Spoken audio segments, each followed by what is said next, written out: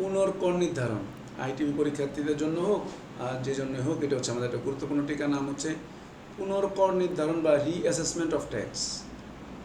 Reassessment of tax এর মানে হচ্ছে, এটা হচ্ছে এমন একটা প্রক্রিয়া যার মাধ্যমে কর নির্ধারিত যে কর্তৃপক্ষ আছেন, করদাতার যে ট্যাক্স ধরেছিলেন ওইটাকে আবার রিভিউ করে যাচাই বাছাই করে পুনরায় ধরা হয়।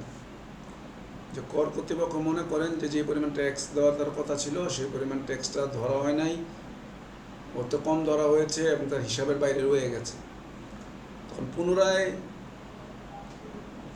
আবার তার ফাইলটাকে যাচাই বাছাই করে রিভিউ করে ট্যাক্সের পরিমাণ বাড়ানোর জন্য কর্তৃপক্ষ যে ব্যবস্থা নিয়ে অগ্রগামী হবেন এবং ওইভাবে যদি কোনো ট্যাক্স ধার্য করেন তাকে বলা হবে উপকর কমিশনারের মাধ্যমে যেটা হচ্ছেন যে কর কর্তৃপক্ষ, শুধু উপকর কমিশনার না বলি, কর কর্তৃপক্ষ যদি মনে করেন যে করদাতা যে আয়ের বিবরণী দাখিল করেছে এর মধ্যে এর বাইরে তার আয় রয়ে গেছে।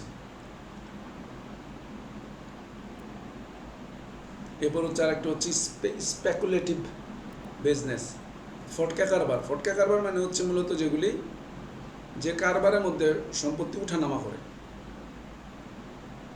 শেয়ার বাজার, বৈদেশিক মুদ্রার ব্যবসা। এই যে বিদেশে আমরা বিদেশে যাওয়ার যে ফরেন এক্সচেঞ্জ, এই যে বিভিন্ন যে মুদ্রা বিনিময়কারী প্রতিষ্ঠানে গেলে যে আমরা ওখান থেকে ক্যাশ করে যে বের হই, এগুলোকে বলা হচ্ছে ফটকা কারবার। দাম ওঠানামা করতেছে, র্যান্ডম শেয়ার, আন্তর্জাতিক বাজারে মুদ্রা উঠে দাম ওঠানামা করতেছে, এগুলিকে মূলত সহজ কথা এগুলিকে বলা হচ্ছে ফটকা কারবার। আমরা যা সহজভাবে বুঝছি, লাইন টু লাইন বই আকারে আমরা বিভিন্ন গাইড আছে এগুলো আলোকে দেখে নেব, এটা মূলত ফটকাকে বোঝাবে। এরপর